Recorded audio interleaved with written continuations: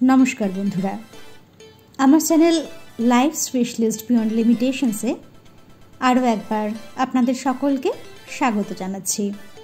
आमि सुचंदा और आपनारा देखछिलेन आमार एई सिरिज जेटा चलछे दावाई पानी टूर निये। गत एपिसोडे आपनादेरके देखिएछिलाम जे दावाई पानी थेके आमरा शेष दिन ब्रेकफास्ट करे बेरिये पड़ेछिलाम जे पथे साइट सीइंग करते करते आमरा एनजेपी पौঁছে যাব। এইটা ছিল আমাদের গাড়ি। গাড়ির ড্রাইভার ছিল শীতল, ওর নাম্বারটা রয়েছে দেখুন, আর ডেসক্রিপশন বক্সেও আমি শীতলের মোবাইল নাম্বারটা দিয়ে দেব।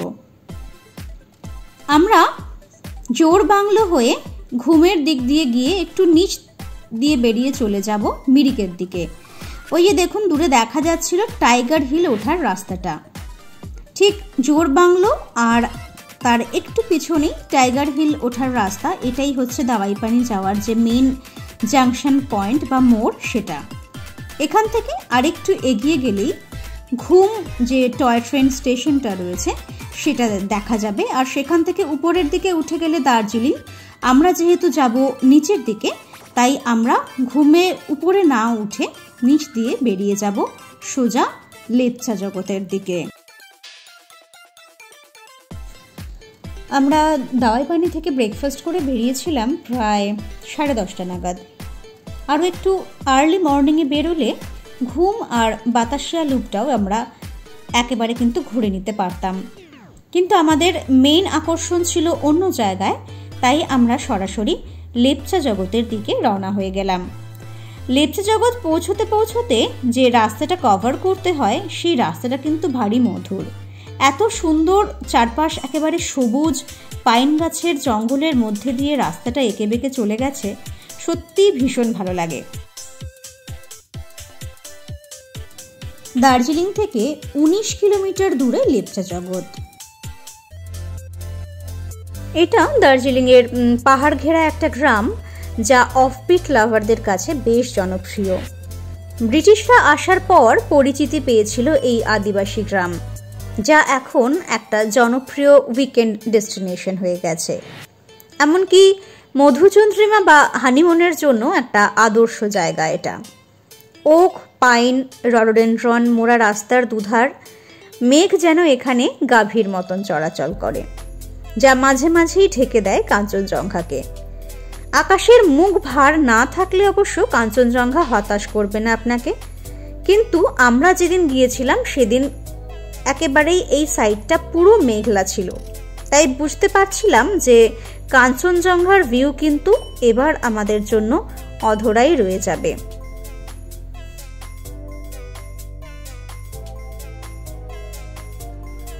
আমরা পৌঁছে গেছি লেপচা জগতে। রাস্তার পাশেই রয়েছে দেখুন পরপর সারিবদ্ধ হোমস্টেগুলো। তবে আমরা যেখানটা দিয়ে পাইন জঙ্গলটায় ঢুকবো সেটা এই হোমস্টেগুলোর থেকে আরেকটুখানি এগিয়ে গিয়ে, তাই এই সব হোমস্টেগুলোকে ক্রস করে আরও সামনের দিকে এগিয়ে যেতে লাগলাম।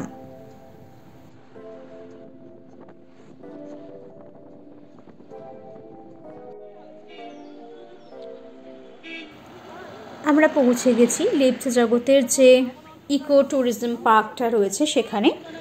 এখানেও কিন্তু প্রবেশ মূল্য রয়েছে, দেখুন ছাতা নিয়ে বসে রয়েছেন কয়েকজন। সেখান থেকেই টিকিট কেটে ভেতরে ঢুকতে হবে। প্রবেশ মূল্য 20 টাকা জনপ্রতি। লেপচা জগৎ থেকে কিন্তু খুব সুন্দর সূর্যোদয় আর সূর্যাস্ত দেখা যায়। এর জন্য ট্রেক করে পুরো পাইন গাছের জঙ্গল ছাড়িয়ে অনেকটা উপরের দিকে উঠে যেতে হবে। যেহেতু সেদিন আকাশ মেঘলা ছিল তাই আমাদের জানা ছিল যে যতই উপরের দিকে যাই না কেন ভিউ পয়েন্ট থেকে কাঞ্চনজঙ্ঘা দেখা যাবে না, তাই আমরা সেই চেষ্টাটা সেদিন কিন্তু আর করিনি। এখানে নানা ধরনের বাহারি ফুল ছাড়াও প্রচুর পাখি চোখে পড়বে। ফায়ার টেলড সানবার্ডের মতো বিরল প্রজাতির পাখিও এখানে দেখা যায়। তাই অনেকেই শুধুমাত্র পাখি দেখার জন্য বা পাখির ছবি তোলার জন্য কিন্তু এখানে আসেন। এছাড়াও বেশ কিছু বিরল প্রজাতির অর্কিডেরও দেখা মেলে এখানে।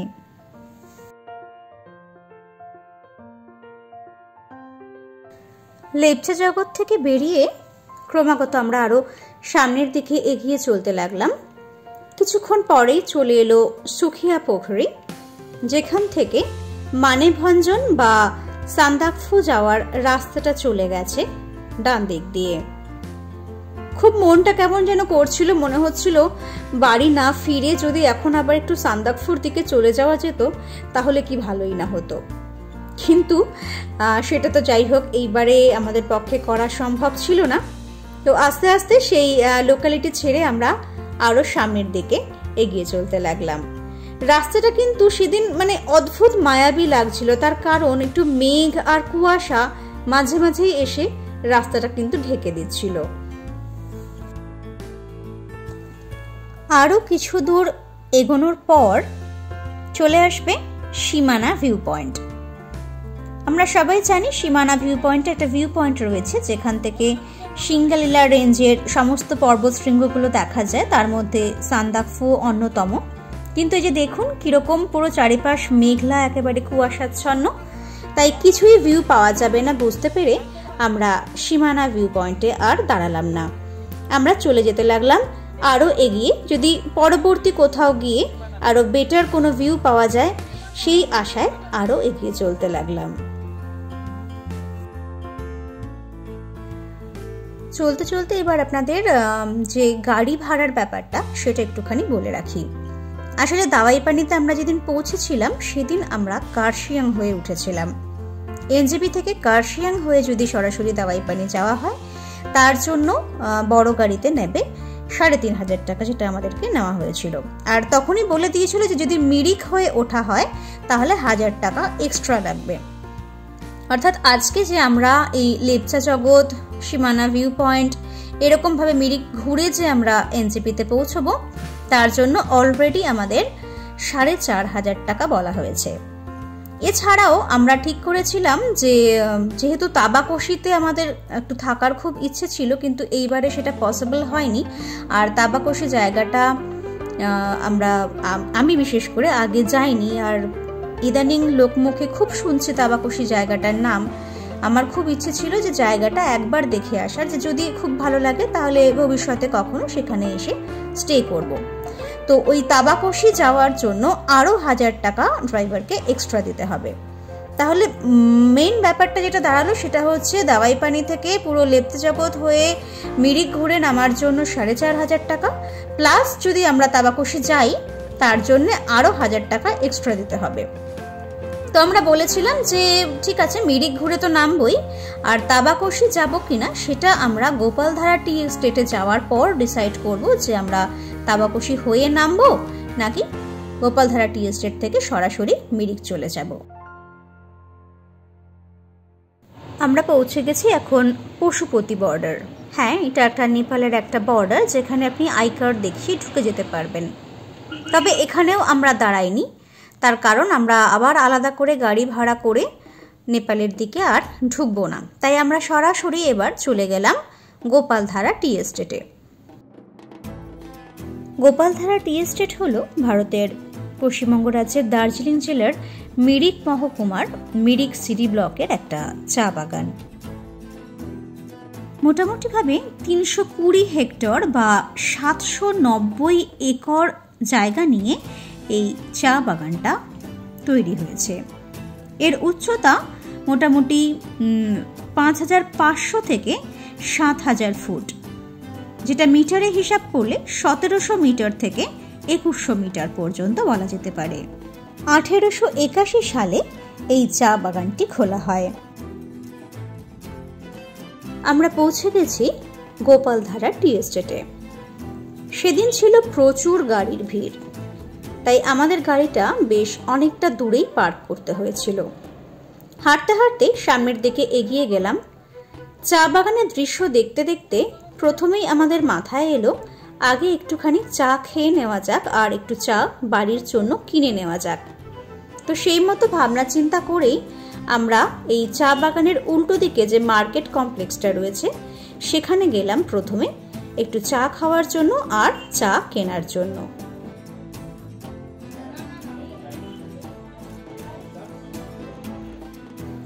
মোটামুটি 400 টাকা কেজির থেকে শুরু করে 2000, 2500, 3000, 4000 টাকা পর্যন্ত বিভিন্ন মূল্যের চা আপনি এখান থেকে কিনতে পারবেন। বিভিন্ন ধরনের ফ্লেভারের চাও পাবেন।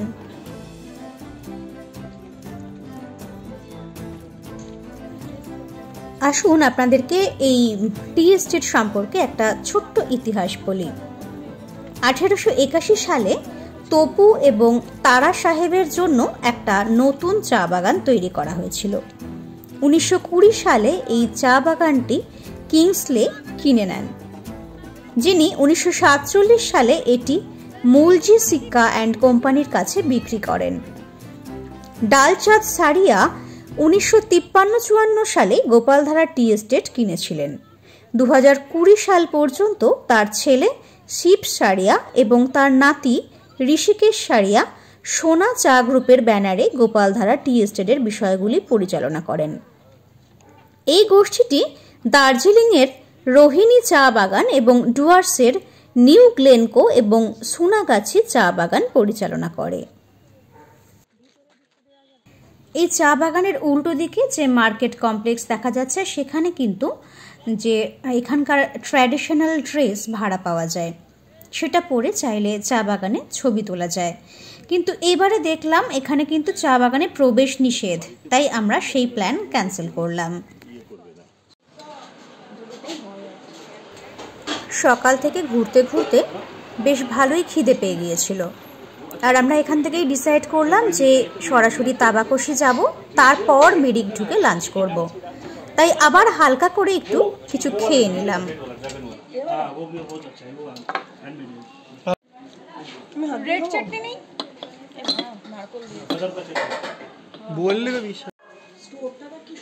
মাত্র 2 দিন হয়েছে এই রেস্টুরেন্টটি উনি খুলেছেন, তাই এখনো সেরকম অভিজ্ঞ বা পটু হয়ে উঠতে পারেননি। বেশ সময় লাগছিল এখানে খাবার তৈরি করতে, সার্ভ করতে, আর টেস্ট ছিল মোটামুটি।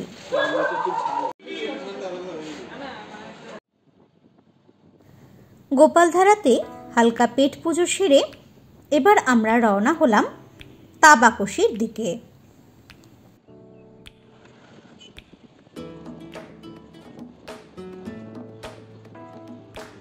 শহরের ব্যস্ত জীবন থেকে কিছুটা বিরতি নিয়ে ঘুরে আসতে পারেন প্রকৃতির মাঝে এক টুকরো পাহাড়ি জনপদ তাবাকশি থেকে। চারপাশে চা বাগানে ঢাকা দার্জিলিংয়ে অবস্থিত এই তাবাকশি গেলে প্রকৃতির সব রসদ পেয়ে যাবেন। অজানা পাখির কলতান শোনার পাশাপাশি দেখতে পাবেন পাহাড়ি ঝর্ণার সৌন্দর্য।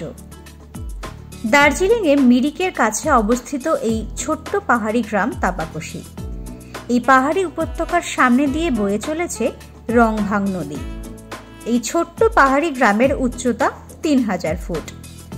নেপালি ভাষায় কোশি শব্দের অর্থ নদী। রংভাং নদীকে নেপালি ভাষায় তাম্বাকশি বলা হয়।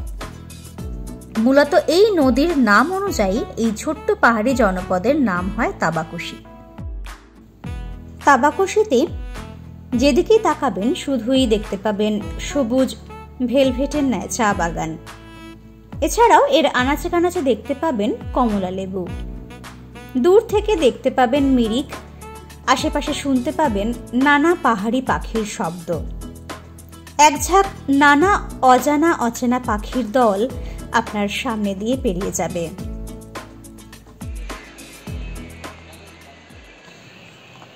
আমরা পৌঁছে গেছি তাবাকশিতে।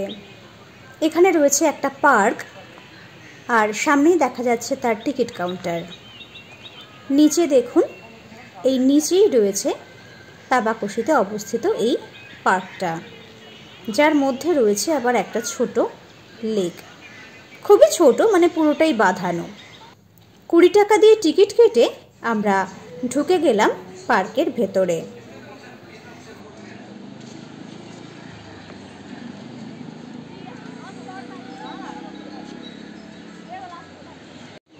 নামতে থাকো না।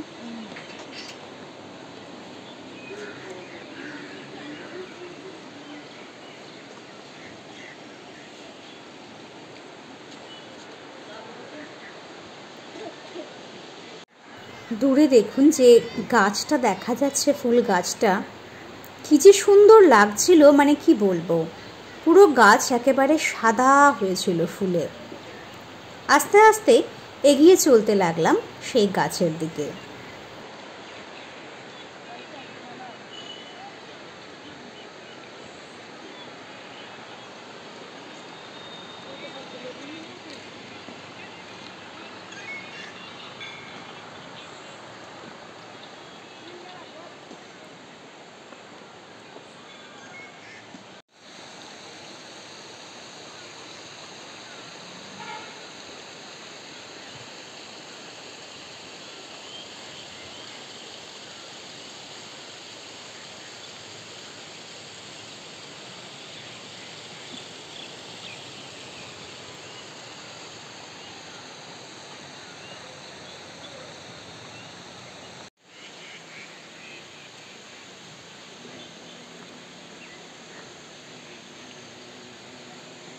নদীটা কোথায় রে?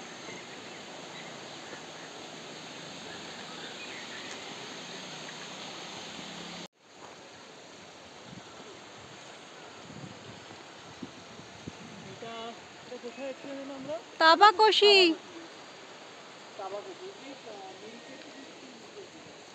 চলুন এবার এখানের যে মুখ্য আকর্ষণ সেই রংভাং নদীর দিকে যাওয়া যাক।